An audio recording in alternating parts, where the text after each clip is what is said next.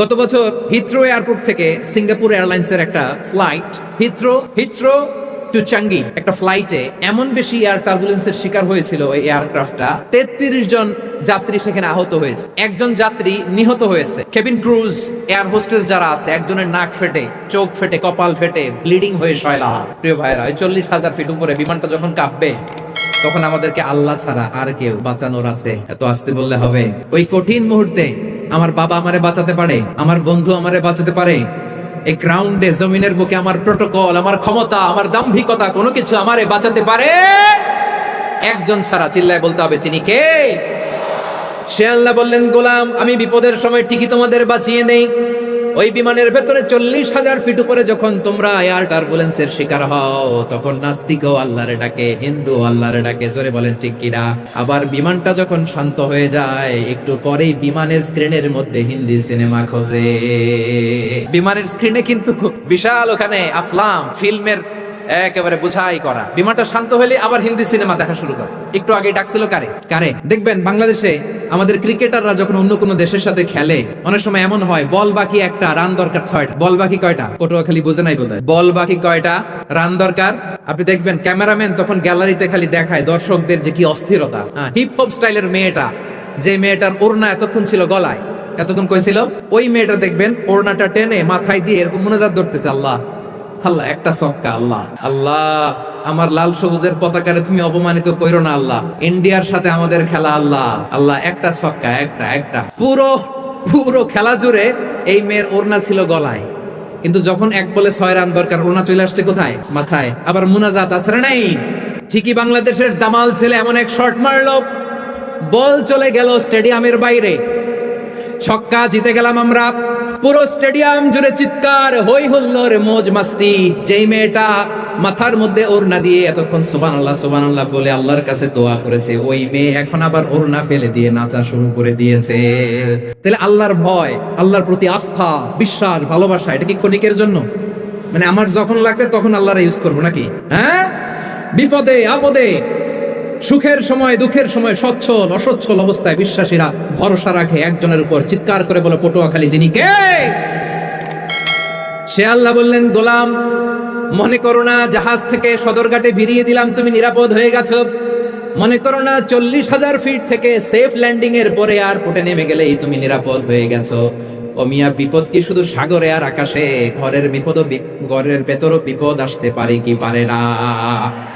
এজন্য সূরা মুলক আল্লাহ বললেন, আমিনতুম মান ফিস সামাই আন ইয়াখসিফা বিকুমুল আরদা ফাইযা হিয়া তামুর। তোমরা কি ভাবছো তোমরা নিরাপদ? সাগরের মধ্যে তুফান, আল্লাহ আল্লাহ ডাকলাম, সদরঘাটে যেয়ে পড়ছে, পয়সা গেছেন তো আপনি। আর পাবে আপনারে আল্লাহ? আল্লাহরা তো সাগরের মাঝখানে তো আল্লাহ আপনারে পাইছিল, আর তো পাবে না। আর পাবে আপনারে? আর আল্লাহ ধরতে পারবে আপনারে? ঘরের ভেতরও বিপদ দিয়ে আটকাতে পারে কে? 5 স্টার 7 স্টার হোটেলের ভেতরেও আমাকে বিপদের মধ্যে ফেলে দিতে পারেন কে? আল্লাহ বললেন, তোমরা কি ভেবেছো তোমরা নিরাপদ? আমি চাইলে ল্যান্ডস্লাইডস, ভূমিধস দিয়ে 1 লক্ষ এক মুহূর্তে নিয়ে যেতে পারি। এক সুনামি দিয়ে থাপ্পড় মেরে 3 লক্ষ সাগরের ভেতরে ঢুকায় দিতে পারি। 1 সেকেন্ডও লাগে না আমার। আম আমিনতুম মান ফিস সামাই আন ইউরসিলা আলাইকুম হাসিবা ফাসাতা'লামুনা কাইফা নাযীর। আল্লাহ চাইলে আকাশ থেকে পাথর বৃষ্টি নাজিল করতে পারেন কি পারেন না? এই মুহূর্তে এখানে ভূমিকম্প দিতে পারেন কি পারেন না? আচ্ছা, ভূমিকম্প যখন হয় আমাদের কারো হুঁশ থাকে?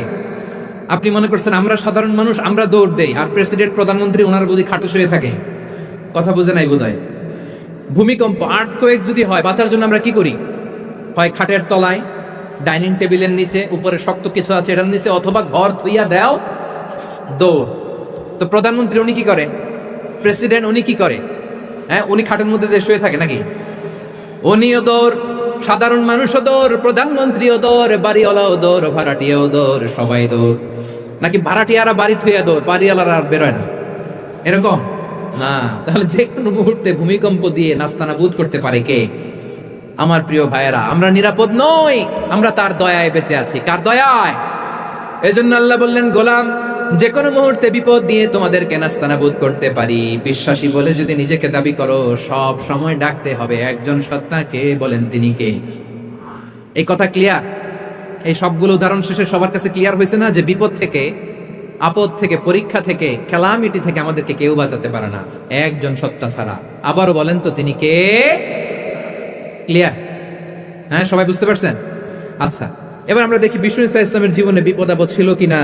উনি বিপদ আসলে কিভাবে ডিল করতেন, বিপদ আসলে কোন দোয়া পড়তে হয়, কিভাবে ফরিয়াদের হাত উত্তোলন করতে হয়, কিভাবে রবের দরবারে নতজানু হয়ে ফরিয়াদ করতে হয়, এটা জানার দরকার আছে না নাই? আসুন আমরা বিষ্ণুনবীর জীবনী থেকে দেখি বিপদ আসলে উনি কি করতেন। বিপদ আসলেই প্রথমে বিষ্ণুনবী সাল্লাল্লাহু আলাইহি ওয়াসাল্লাম একটা দোয়া পড়তেন। কি পড়তেন? তিনি পড়তেন ইন্না লিল্লাহি ওয়া ইন্না ইলাইহি রাজিউন। নিশ্চয় আমরা আল্লাহর জন্য, নিশ্চয় আমরা কার দিকে ফিরবো ভাই? আবার কার দিকে ফিরবো? আওয়াজ করে বলুন তো, আমরা এসেছি কার কাছ থেকে, আবারও ফিরে যাব কার কাছে? এজন্য বিষ্ণুনবী পড়ছেন ইন্না লিল্লাহি ওয়া ইন্না ইলাইহি রাজিউন। নিশ্চয় আল্লাহর জন্য, ওই আল্লাহর দিকেই আমরা ফিরে যাব। তারপরে বিষ্ণুনবী পড়তেন আল্লাহুম্মা আজুরনি ফি মুসিবাতি ওয়াখলুফ লি খায়রাম মিনহা। একসাথে প্রথমে পড়তেন ইন্না লিল্লাহি ওয়া ইন্না ইলাইহি রাজিউন, তারপর পড়তেন আল্লাহুম্মা আজুরনি ফি মুসিবাতি ওয়াখলুফ লি খায়রাম মিনহা। মানে আল্লাহ, এই যে আমি বিপদে ধৈর্য ধারণ করলাম, এটার সব তুমি আমারে দাও, আর যেটা হারালাম এর চেয়ে ভালো কিছু দিয়ে মেকআপ করে দিও, ভালো কিছু দিয়ে বদল করে দিও। সুবহানাল্লাহ পড়েন। তাহলে বিপদ আসলে আমরা কি পড়ব? কথা বলেন। এই যে আমি শুয়েছিলাম, নাশিদ গাচ্ছিল ওরা, এদেশে পরস্পরে দেখা হলে দেয় সালাম, এদেশে আমজনতার হৃদয় জুড়ে পাকালাম, এদেশে বিপদ এলে সর্বজনে সর্বক্ষণে দোয়া পড়ে ইন্না লিল্লাহি। কি পড়ে?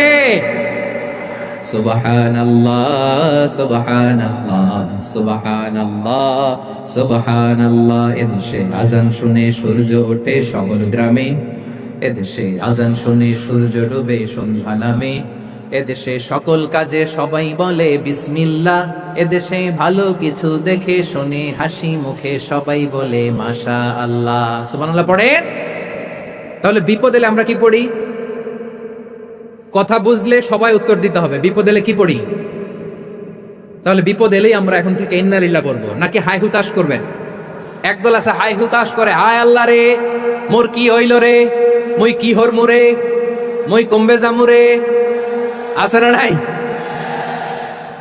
এরকম বিলাপ করতে নিষেধ করেছেন বিশ্বনবী। কি করব, কই যাব, কি হবে, হায় হায়, এরকম হাহুতাশ আছে না নাই?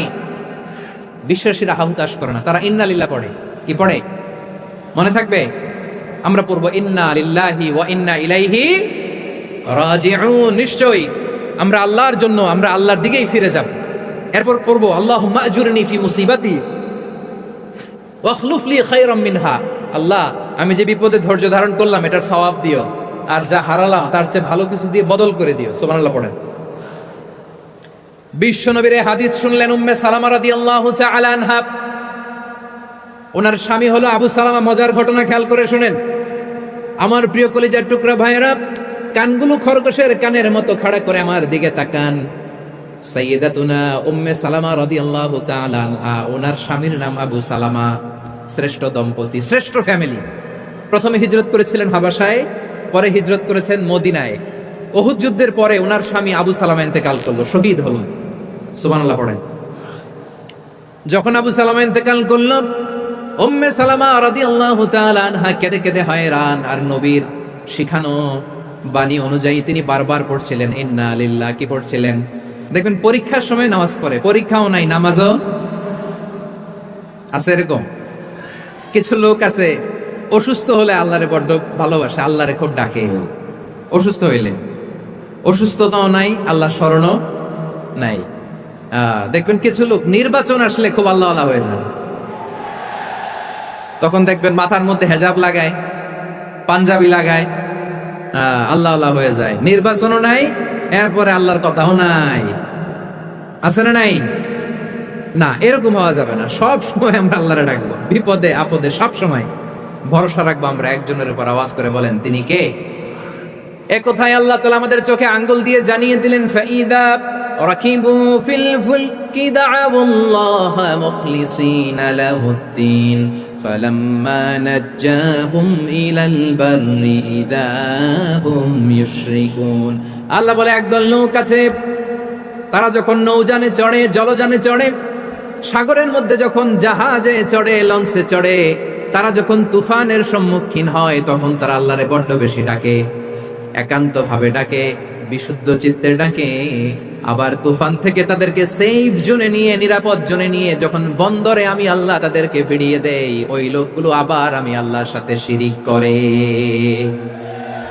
এরকম আছে না নাই জাহাজে উঠছে সাগরের মাঝখানে তুফান ওই সময় দেখবেন আল্লাহ কারে কয় এই কথা তো আপনাদেরকে বোঝানো সহজ আপনার তো নদীর দেশের মানুষ লঞ্চে চড়েন নাই কারা কারা দেখি লঞ্চে চড়ছেন হ্যাঁ লঞ্চে চড়ে নাই এরকম একজনও নাই এখানে আচ্ছা লঞ্চে উঠছেন কে কে দেখি মাশাআল্লাহ মাশাআল্লাহ মাশাআল্লাহ ঠিক আছে আপনাদের বোঝানো সহজ আচ্ছা লঞ্চে উঠে তুফানের সম্মুখীন হয়েছেন জলোচ্ছ্বাস সবাই মাশাআল্লাহ তো এই ওয়াজ তো আপনাদের মুখস্থ ঠিক না বলেন আমার বলার দরকার নাই বলেন মাঝ নদী তুফান জলোচ্ছ্বাস জলের মধ্যে উচ্ছ্বাস ঢেউ টর্নেডো সাইক্লোন মেঘের ঘন ঘটা পরিবেশ ঘুটঘুটে অন্ধকার লঞ্চ একবার এদিকে আরেকবার ওইদিকে ভিতরে কি অবস্থা হয় বলেন তো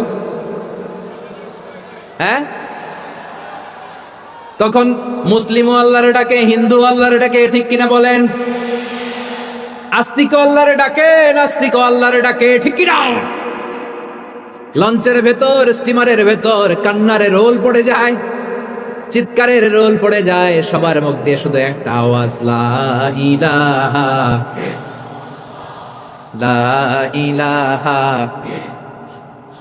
লা ইলাহা সুবহানাল্লাহ আলহামদুলিল্লাহ লা ইলাহা আল্লাহ নামের জিকির করবে যারা আল্লাহর কাছে প্রিয় তারা আল্লাহর কাছে প্রিয় যারা জান্নাতে প্রবেশ করবে তারা জোরে লা ইলাহা লা ইলাহা ইল্লাল্লাহ লা ইলাহা ইল্লাল্লাহ মুহাম্মাদুর রাসূলুল্লাহ সাল্লাল্লাহু আলাইহি ওয়াসাল্লাম আমার প্রিয় পটুয়াখালীবাসী তাহলে লঞ্চের ভেতরে যখন আমরা তুফানের মধ্যে পড়ি তখন সবাই মিলে আমরা একটা নামের জিকির করি নামটা কার মুসলমানেরাও ডাকে হিন্দুরাও ডাকে আস্তিকও ডাকে নাস্তিকও ডাকে সবাই ডাকে একজনকে তিনি কে আবার দেখবেন ওই আল্লাহ তুফানের পরে ঝড়ের পরে ওই লঞ্চটাকে যখন সদর ঘাটে ফিরিয়ে দেয় আবার আমরা নাফরমানি শুরু করে দেই সে কোথায় আল্লাহ বললেন ফাইদা রাকিবু ফিল ফুলকি দাআউল্লাহ মুখলিসিনা লাহুদ্দিন ফালাম্মা নাজ্জাহুম ইলাল বাররি ইযা হুম ইউশরিকুন সাগরে যখন তুফানে পড়ে আমি আল্লাহর ডাকে আবার আমি আল্লাহ যখন বাঁচিয়ে দেই আবার আমি আল্লাহর সাথে শিরিক শুরু করে আমরা কি এরকম হতে চাই নাকি এরকম করবে হ্যাঁ না আমরা তুফানে পড়লেও আল্লাহরে ডাকি আবার বাঁচায় দেওয়ার পরেও ডাকি কারে আল্লাহকেই ডাকি বিমানের মধ্যে মাঝে মাঝে দেখবেন যে এয়ার টার্বুলেন্স হয় জানেন যেহেতু বিশ্বনবী বলেছেন কেউ যদি বিপদের প্রথম ধাক্কায় পড়ে ইন্না লিল্লাহি ওয়া ইন্না ইলাইহি রাজিউন আল্লাহুম্মা আজুরনি ফি মুসিবাতি ওয়া আখলুফ লি খায়রাম মিনহা তাহলে এই বিপদে যে সে যা হারালো তার চেয়ে শ্রেষ্ঠ কিছু দিয়ে আল্লাহ তার বদল দিয়ে দিবে এই হাদিস শুনে উম্মে সালামা রাদিয়াল্লাহু তাআলা আনহা ওনার প্রাণ প্রিয় স্বামী আবু সালামার ইন্তেকালের পরে চোখের পানি ছাড়ে আর পড়ে ইন্না লিল্লাহি ওয়া ইন্না ইলাইহি রাজিউন আল্লাহুম্মা আজুরনি ফি মুসিবাতি ওয়া আখলুফ লি খায়রাম মিনহা বারবার এই দোয়া পড়ে চোখের পানি ছাড়ে এই দোয়া পড়ে চোখের পানি ছাড়ে আর মনে মনে বলে আবু সালামার মতো ভালো মানুষ মদিনাতে নাই আবু সালামার চেয়েও ভালো মানুষ মদিনাতে নাই তার চেয়ে ভালো মানুষ কি করে আল্লাহ তাআলা আমারে দিবে তার চেয়ে ভালো মানুষ তো আমি মদিনাতে দেখি না চোখের পানি দিয়ে বুক ভাষায় আর নবীর হাদিসের উপর আমল করে পড়ে ইন্না লিল্লাহি ওয়া ইন্না ইলাইহি রাজিউন ইন্না লিল্লাহি ওয়া ইন্না ইলাইহি রাজিউন পড়তে পড়তে চোখের পানি ছাড়ে আর চিন্তা করে বিশ্বনবী বললেন এই দোয়া পড়লে যেটা হারালাম তার চেয়ে ভালো কিছু দিয়ে আল্লাহ পুরস্কার দেয় আবু সালামার চেয়ে ভালো মানুষ মদিনার মধ্যে আর কে হতে পারে? কি আজীব তামাশা, কি অবাক করা ঘটনা। কিছুদিন পরে দেখা গেল সাইয়্যিদুল মুরসালিন রাহমাতাল লিল আলামিন স্বয়ং বিশ্ব নবী উম্মে সালামাকে বিয়ের প্রস্তাব পাঠিয়েছে। স্বয়ং বিশ্ব নবী উম্মে সালামা রাদিয়াল্লাহু তাআলা আনহাকে বিয়ের প্রস্তাব পাঠিয়েছেন। উনি রাজি হয়ে গেলেন, বিয়ে হয়ে গেল, উনি হয়ে গেলেন উম্মুল মুমিনিন, আমাদের মা, পুরো মুসলিম উম্মার মা। চিৎকার করে বলেন আল্লাহু আকবার। তাহলে আমার প্রাণ প্রিয় ভাইয়েরা, বিপদে পড়লে আমরা পড়বো ইন্না লিল্লাহি ওয়া ইন্না ইলাইহি রাজিউন, আল্লাহুম্মা আজুরনি ফি মুসিবাতি ওয়াখলুফ লি খায়রাম মিনহা। পড়বেন? পড়বেন না? যারা যারা বিপদ আসলে এই দোয়াটা পড়বেন এখন থেকে, আওয়াজ করে ইনশাআল্লাহ বলেন। যা হারাইছেন তার চেয়ে শ্রেষ্ঠ জিনিস দিয়ে বদলা দিবে কে? বিশ্বাস হয়? একটু সন্দেহ লাগে মনে হয়, একটু সন্দেহ আছে? যাদের বিশ্বাস হবে তাদের কি আল্লাহ উত্তম বদলা দেবে, ঠিক কিনা বলেন? তাহলে বিপদে পড়লেই প্রথমে আমরা এটা পড়ব। দোয়াগুলো যদি এখন মুখস্থ না হয়, এই যে রেকর্ডিং হচ্ছে, পেয়ে যাবেন, কালকেই পেয়ে যাবেন। শুনে শুনে মুখস্থ করবেন। আমার মায়েরা, আমার বোনেরা, আপনাদের জন্য 3টি মাঠের অ্যারেঞ্জমেন্ট করা হয়েছে, আমি জানি। আপনারাও এই দোয়াগুলো পড়বেন, আপনার স্বামীকে শেখাবেন, সন্তানকে শেখাবেন, আপনার পুরো পরিবারটাকে জান্নাতের টুকরো বানিয়ে দিবে কে? তাহলে বিপদ আসলে প্রথমে কি পড়তে হবে এটা জেনে গেলাম। এরপরে বিপদ আসলে নিজেকে কি করে আল্লাহর কাছে সঁপে দিতে হয় এটাও জানার দরকার আছে না নাই? বিপদে প্রথমে ইন্নালিল্লাহ বললাম, ধৈর্য ধারণ করলাম, বিপদ থেকে উদ্ধারের সর্বোচ্চ চেষ্টা করলাম।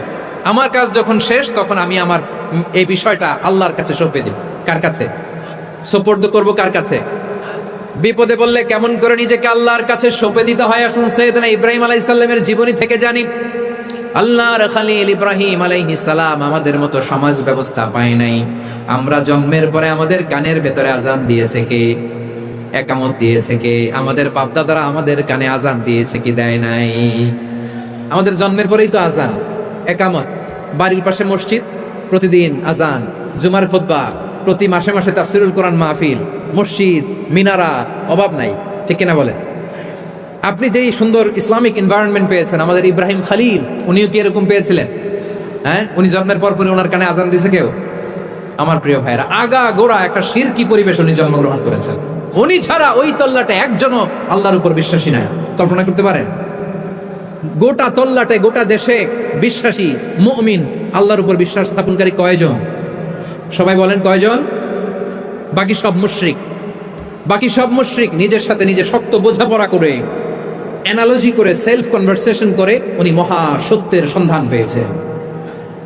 উনি আকাশের তারা দেখে ভাবে মনে হয় এটাই আমার খোদা, পরে দেখে তারা নাই, মনে মনে বলে না তাইলে এটা না। আবার চাঁদ দেখে বলে চাঁদটা বড় মায়া লাগে, মনে হয় এটাই আমার রব, পরে দেখে চাঁদও নাই, কয় না এটা না। এরপরে দ্বি প্রহরের জলজলে সূর্যটা খাঁ খাঁ করে গোটা পৃথিবীটারে রৌদ্র দিয়ে তাতিয়ে রাখে। তিনি ভাবলেন মনে হয় এটাই আমার রব, কারণ এটাই তো সবচেয়ে বড়। কিন্তু বিকেল বেলা ওই সূর্যটাও যখন চলে যায়, সাইয়েদনা ইব্রাহিম বলে না এটাও তো নাই, আমার খোদা যদি আমারে ছেড়ে চলে যায়, বিপদে পড়লে আমারে উদ্ধার করবে কে? এভাবে নিজের সাথে অ্যানালজি, সেলফ কনভারসেশন করতে করতে করতে তিনি মহা সত্যের সন্ধান পেয়েছেন। সুবহানাল্লাহ পড়েন।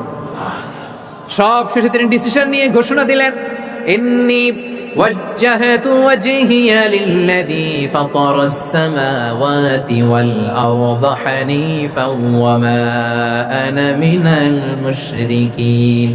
নিশ্চয় আমি এমন সত্তার দিকে মনোনিবেশ করলাম, মুখাপেক্ষী হলাম, যিনি আকাশ বানিয়েছেন, জমিন বানিয়েছেন, আমি মুশরিক নই। সুবহানাল্লাহ। পারতেন? আপনি পারতেন? কেউ নাই, লক্ষ লক্ষ মুশরিক, আপনি একা। ওনার মতো এরকম বিচক্ষণতা দিয়ে আল্লাহরে খুঁজে পাইতে পারতেন আপনি? কি নবী ছিল, আল্লাহকে খুঁজে পেয়েছে। যখন আল্লাহর ইবাদত শুরু করলো, এই কথা ছড়ায় পড়লো চারদিকে। নমরুদ সাইয়েদনা ইব্রাহিমকে ডেকে পাঠালেন। নমরুদ বলে, ইব্রাহিম তুমি নাকি মূর্তির পূজা না করে কোন নতুন রবের ইবাদত করো, কে তোমার রব? সাইয়েদনা ইব্রাহিম বললেন, রব্বি আল্লাযী ইউহয়ী ওয়া ইউমীত, আমি এমন রবের ইবাদত করি যিনি জীবন দেন, যিনি মৃত্যু দেন। নমরুদ বলে, তাই নাকি? তোমার রব জীবন দেয়, মৃত্যু দেয়? আর এটা তো আমি দেই, আমিও তো জীবন দেই, আমিও তো মৃত্যু দেই। সাইয়েদনা ইব্রাহিম বললেন, কেমন করে তুমি জীবন দাও, মৃত্যু দাও, একটু দেখাও তো। নমরুদ জেলখানা থেকে দুজন কয়েদিকে ডেকে আনলো। কয়েদি এনে অর্ডার করলো, একটাকে এখনই শিরোচ্ছেদ, হেড অফ, ডেথ পেনাল্টি, মৃত্যুদণ্ড দেয়া হলো, ফিনকি দিয়ে রক্ত বেরোলো। নমরুদ বলে, দেখো দুজনকে ধরে আনলাম, একজন কয়েদিকে দিলাম ডেথ পেনাল্টি, মৃত্যুদণ্ড, ওরে মৃত্যু দিলাম। আরেকজন যে দাঁড়িয়ে আছে, চাইলে ওরেও আমি মৃত্যুদণ্ড দিতে পারি, কিন্তু না, ওরে আমি দিব না, ওরে আমি বাঁচাইয়া দিলাম, ছেড়ে দিলাম, মানে জীবন দিলাম। দেখো ইব্রাহিম, তোমার চোখের সামনে একজনরে মৃত্যু দিলাম, আরেকজনরে জীবন দিলাম। আপাত দৃষ্টিতে তাই তো, একজনরে তো জীবন দিল, আরেকজনরে মৃত্যু দিল। সাইয়েদনা ইব্রাহিম এবার বিপাকে পড়ে গেলেন। কিন্তু এক একজন নবীকে আল্লাহ এমন উইজডম বিচক্ষণতা দিয়ে এই জমিনে পাঠিয়েছেন, মুহূর্তের মধ্যে খলিল ইব্রাহিম বললেন, ফাইন্নাল্লাহা ইয়াতি বিশ-শামসি মিনাল মাশরিকি ফাতি বিহা মিনাল মাগরিব ফাবুহিতাল্লাযী কাফার।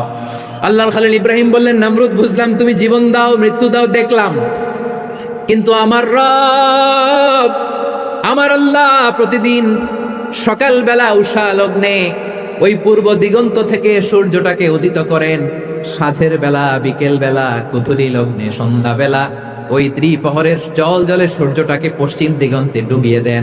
মানে সকালবেলা পূর্ব দিক থেকে উদিত করা সূর্যটাকে পশ্চিম দিকে বিকেলে তিনি ডুবিয়ে দেন। তুমি যদি পারো ওই সূর্যটাকে পশ্চিম দিক থেকে উদিত করে পূর্ব দিকে ডুবিয়ে দাও। সুবহানাল্লাহ পড়বেন না? দেখেন, ইনস্ট্যান্ট ইন্টেলেক্ট, মুহূর্তেই বিচক্ষণতা, উইজডম কাকে বলে? নমরুদ পারবে? নমরুদের বাপ পারবে? ওর দাদা, ওর 14 গোষ্ঠী, গোটা বিশ্বের সব ক্ষমতাধর রাষ্ট্রনায়করা একসাথে হলে পারবে? ফাবুহিতাল্লাযী কাফার পারে নাই, ব্যর্থ হয়েছে। এবার তেলে বেগুনে জ্বলে উঠেছে, রেগে মেগে আগুন বলে, ফালকুহু ফিল জাহিম। ওর সাথে তর্ক নাই, না পেরে এবার এটারে আগুনে ফেলা। বিশাল বিশাল গাছ কেটে লাকড়ি এনে আগুনের কুণ্ডলি বানানো হলো, দাও দাও দাও দাও করে আগুন জ্বলে। আল্লাহর খলিল ইব্রাহিমকে আগুনে নিক্ষেপ করা হবে। আল্লাহর খলিল সাইয়েদনা ইব্রাহিমের হাতের মধ্যে রশি দিয়ে টাইট করে বাঁধা হলো, পায়ের মধ্যেও টাইট করে রশি দিয়ে বাঁধা হলো। আল্লাহর খলিল ইব্রাহিমকে আগুনের কুণ্ডলির মধ্যে ফেলা হবে। ও মিয়া, আপনি যে বিপদের কারণে ভয় পান, হতাশ হন, এটা কোনো বিপদ ওনার বিপদের সামনে?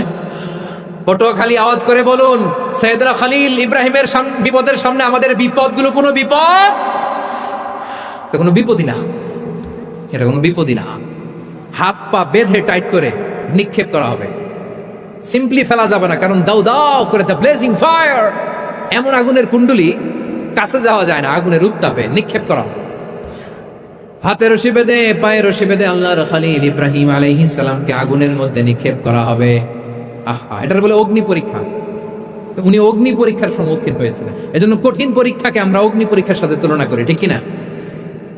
সাইয়েদনা জিবরাইল এসে বললেন, ও আল্লাহর খলিল, ওরা তো আপনার হাতও বেঁধে ফেললো, পাও বেঁধে ফেললো, নড়াচড়ার সুযোগ নাই, বলেন আমি জিবরিল ফেরেশতা আপনার জন্য কি করতে পারি? আল্লাহর খলিল ইব্রাহিম বলেন, ও জিবরাইল, তোমার কাছে আমার কোনো চাওয়া পাওয়া নাই। সুবহানাল্লাহ বলেন। তোমার কাছে বলার কিছু নাই, তোমার সাহায্যের আমার দরকার নাই। সাইয়েদনা ইব্রাহিম আলাইহিস সালামকে হাতে পায়ে রশি বেঁধে, হাত পা বাঁধা অবস্থায় জ্বলন্ত অগ্নিকুণ্ডে যখন নমরুদের দলবল নিক্ষেপ করবে, আল্লাহর খলিল কিভাবে নিজেকে আল্লাহর কাছে সঁপে দিয়েছেন, পটুয়াখালীর ভাইরা খেয়াল করে শুনুন। হাত পা বেঁধে আল্লাহর খলিলকে যখন নিক্ষেপ করা হবে, তিনি মুখ ফুটে বলে ফেললেন, হাসবুনাল্লাহু ওয়া নি'মাল ওয়াকিল। হাসবুনাল্লাহু ওয়া নি'মাল ওয়াকিল, আমার জন্য আল্লাহই যথেষ্ট, আমার জন্য আল্লাহই যথেষ্ট, তিনি আমার সবচেয়ে বড় গার্ডিয়ান, তিনি আমার সবচেয়ে বড় অভিভাবক। জিব্রাইলের সাহায্যে অফারকে ফিরিয়ে দিলেন, দুনিয়ার বুকে কারো কাছে কিছু বলেন নাই, মুখ ফুটে বলেছেন হাসবুনাল্লাহ। ও আমার পটুয়াখালীর প্রাণের ভাইয়েরা, খেয়াল রাখবেন, কোন বান্দা তার হাতে থাকা সব চেষ্টা টুকুন করার পরে মুখ ফসকে মুখ দিয়ে যখন বলে ফেলে হাসবুনাল্লাহ, বান্দা যখন হাসবুনাল্লাহ বলে ফেলে, ওই ব্যাপারটা ডিল করার দায়িত্ব স্বয়ং আল্লাহ আরশের উপর থেকে নিয়ে নেয়। আপনি যখন বলে ফেলবেন হাসবুনাল্লাহ, এটা ডিলিং করবে কে তখন? চিল্লায় বলেন না, তিনি কে? বান্দা তার সাধ্যের সবটুকু চেষ্টার পরে নতজানু হয়ে যখন বলবে হাসবুনাল্লাহ, আল্লাহ তুমি আমার জন্য যথেষ্ট, নি'মাল ওয়াকিল, তুমি আমার শ্রেষ্ঠ অভিভাবক, তখন তার কি দরকার না দরকার এটা ডিল করে স্বয়ং আল্লাহ। নিক্ষেপ করা হলো সাইয়েদনা ইব্রাহিমকে অগ্নিকুণ্ডলিতে। হাজার হাজার মানুষের দৃশ্য দেখার জন্য জড়ো হয়েছে এরকম বিশাল ময়দানে, কিন্তু কি অবাক করা ঘটনা, সবাই ভয় পাচ্ছিল না জানি কি হয়ে যায়। আল্লাহর খালিলকে যখন আগুনের কুণ্ডলিতে নিক্ষেপ করা হয়, আল্লাহর খালিল ইব্রাহিম আগুনের কুণ্ডলীর মধ্যে বসে বসে মানুষগুলোর দিকে তাকিয়ে হাসতে শুরু করে দেয়। কারণ আকাশ থেকে রব্বুল আলামিন স্পেশাল ভার্ডিক্ট নাজিল করেছেন, স্পেশাল হুকুম জারি করেছেন, কুল্লা ইয়া নারু কুনি বারদান ওয়া সালামান আলা ইব্রাহিম। ও আগুন খবরদার, সৃষ্টি শুরু থেকে তোকে একটা ধর্ম আমি বাতলে দিয়েছিলাম, তোর ধর্ম আগুনের ধর্ম হলো যা পাবে জ্বালিয়ে সারখার করবে।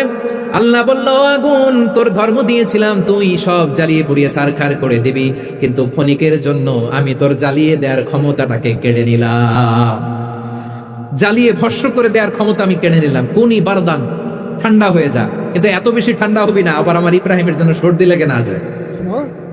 সুবহানাল্লাহ, এত আস্তে বললে হবে? কুনি বারদান, বার্দ মানে বরফ, ঠান্ডা, ঠান্ডা হ, কিন্তু এত ঠান্ডা হবি না যাতে আমার ইব্রাহিমের কষ্ট হয়। আগুন বলে, আল্লাহ একবার বললাম ঠান্ডা হ, আবার বলো এত ঠান্ডা হবি না যাতে খালিলের সর্দি না লাগে। কেমন ঠান্ডা হব, কেমন এনভায়রনমেন্ট তৈরি করে দেব বলো? আল্লাহ বললেন, সালামান আলা ইব্রাহিম, আমার খালিল, আমার কলিজা, আমার ইব্রাহিমের জন্য তুই জান্নাতের গুল বাগিচা হয়ে যা। ও ভাই, নবী মুসার মতো ঈমান হলে রাস্তা হবে সাগর জলে, নবী ইউসুফের মতন ঈমান হলে একে একে দরজা খোলে, নবী ইব্রাহিমের মতন ঈমান যদি আজও থাকে বিদ্যমান, অগ্নিকুণ্ডে দেখতে পাবে খুবসুরত এক ফুল ভাগা। কুলনা ইয়া নারু কুনি বারদান ওয়া সালামান আলা ইব্রাহিম। বান্দা যখন মুখ দিয়ে বলে হাসবুনাল্লাহ, আমার আল্লাহ আমার জন্য যথেষ্ট, এই বলে যখন নিজেকে সঁপে দেয়, তার কি লাগবে ওই দায়িত্ব স্বয়ং নিয়ে নেয় কে? সবাই বলেন, স্বয়ং নিয়ে নেয় কে? তাহলে আমার প্রিয় ভাইরা, বিপদের শুরুতেই আমরা বলবো ইন্না লিল্লাহ। শুরুতে কি বলবো? এরপরে যেই বাক্যটা পড়ে নিজের পরিস্থিতিকে আল্লাহর দরবারে সঁপে দিব, সেটা হচ্ছে হাসবুনাল্লাহ। সেটা কি? বিষ্ণু বলেন, লা ইয়াজালু লিসানুকা রাতাবান মিন যিকরিল্লাহ, সব সময় আল্লাহর স্মরণ দিয়ে, জিকির দিয়ে জিহ্বাটারে সিক্ত রাখো। আর শয়তানু জাসিমুন আলা কলবি ইবনে আদম, শয়তান বনি আদমের কলবে খামচি মেরে বসে থাকে। ফাইদা যাকারাল্লাহ খানাসা, মানুষ যখন আল্লাহর স্মরণ করে জিকির করে, শয়তান দৌড়ে পালায়। ওয়া ইদা গাফালা ওয়াসওয়াসা, যখনই বনি আদম গাফেল হয় তখনই শয়তান তার হৃদয়ে ওয়াসওয়াসা দেয়। এজন্য বিপদে পড়লে ইন্না লিল্লাহ, নিজের সবটুকুন করার পরে, নিজের রোল প্লে করার পরে নিজেকে আমরা কি বলে সঁপে দিব? সবাই বলে, সবাই বলতে হবে, আরো জোরে বলে, মনে থাকবে? বিপদে পড়লে প্রথমে ইন্না লিল্লাহ, এরপরে নিজেকে যখন সঁপে দিব তখন হাসবুনাল্লাহ। এরপরে কঠিন বিপদে যখন বিশ্বনবী পড়তেন তখন কি করতেন? এমন বিপদ মাঝে মাঝে হয় না, দেয়ালে পিঠ থেকে যায়, চোখে মুখে অন্ধকার, কি করব দিশা খুঁজে পাই না, এরকম হয় কখনো? হ্যাঁ, আপনাদের হয়? হয় না? তো জান্নাতে আছেন আপনারা। হয় হয়, এরকম হয়েছে না যে দেয়ালে পিঠ থেকে গেছে, চোখে মুখে অন্ধকার, ওই যাব, কি করব, বাঁচানোর কেউ না, এরকম হয়েছে কখনো আপনাদের? যদি হয় তাইলে এটার সলিউশন বলবো, না হইলে তো এগুলো বলে লাভ নাই। হয় হয় হয়, বিশ্বনবী এরকম কঠিন বিপদে পড়েছেন জীবনের কিছু কিছু মুহূর্তে। ওই মুহূর্তে বিশ্বনবী স্পেশাল দুইটা দোয়া পড়তেন, এই দোয়াগুলো আপনাদেরকে জানিয়ে দেয়। বিশ্বনবী বলেন, কঠিনতম বিপদে যখন পড়বা, দেয়ালে পিঠ থেকে যায়, চোখে মুখে অন্ধকার, বাঁচার কোনো উপায় নাই, তখন পড়বা লা ইলাহা ইল্লা আনতা সুবহানাকা ইন্নী কুনতু মিনাজ জালিমিন।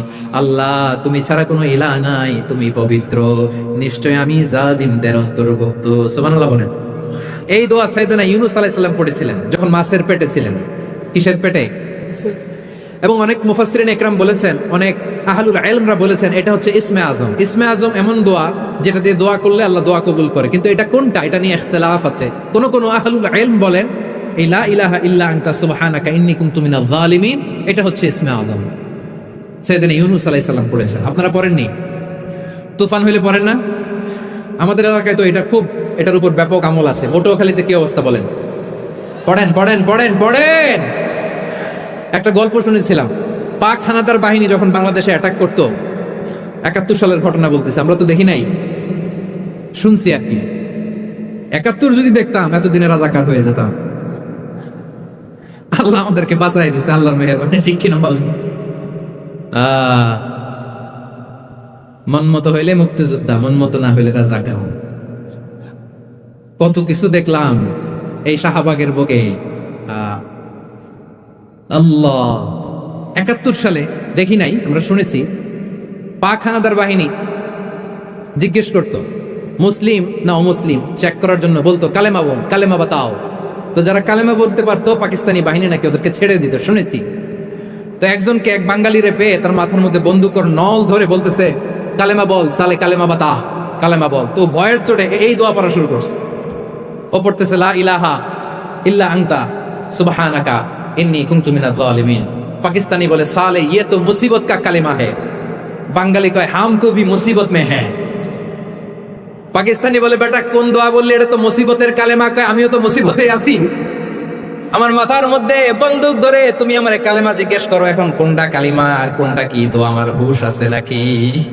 প্রিয় ভাইরা, আসলে এটা দুআউল মুসিবা, বিপদে পড়লে এই দোয়া পড়তে হয়, লা ইলাহা ইল্লা আনতা সুবহানাকা ইন্নী কুনতু মিনাজ জালিমিন। এটা পড়বেন আপনারা।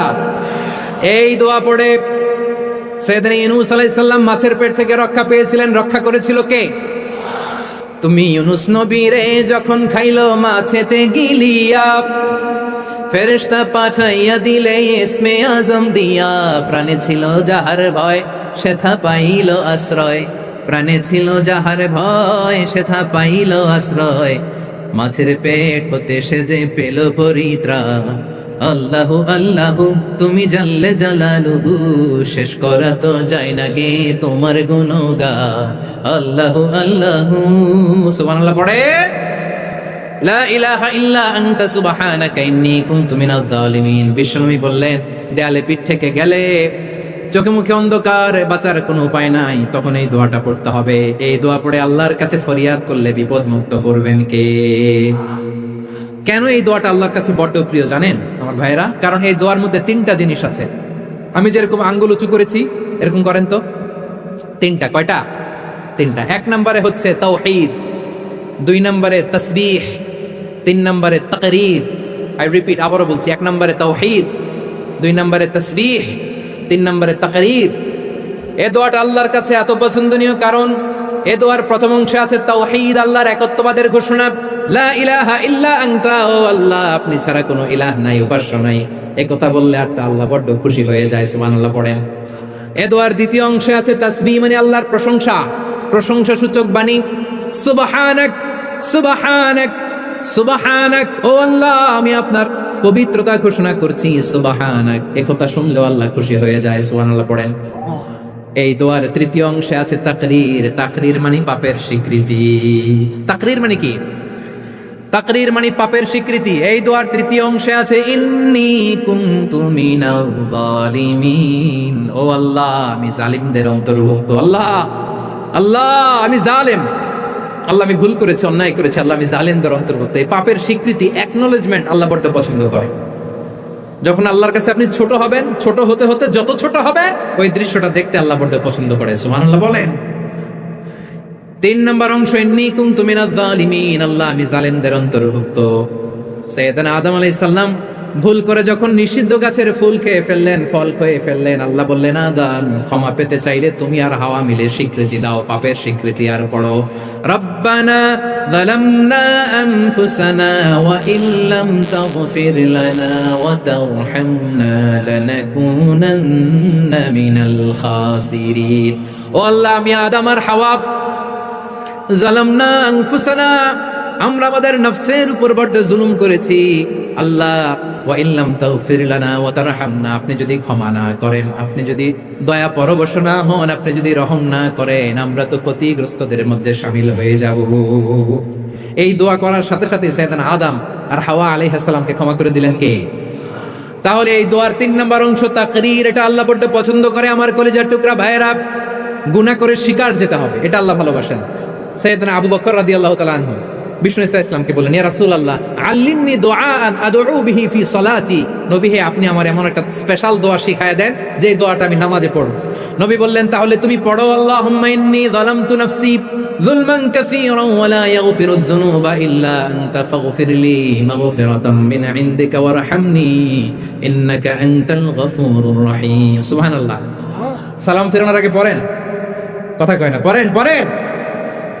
ও আবু বকর, নামাজে যদি দোয়া করতে মনে চায় এই দোয়াটা পড়বা, আল্লাহুম্মা ইন্নী যালামতু নাফসি, আল্লাহ জুলুম করেছি আমার নফসের উপর, যুলমান কাসীরা, অনেক জুলুম, ওয়া লা ইয়াগফিরু যুনুবা ইল্লা আনতা, আপনি ছাড়াই যুনুব এই পাপ ক্ষমা করার দ্বিতীয় কোনো রব নাই। আছে?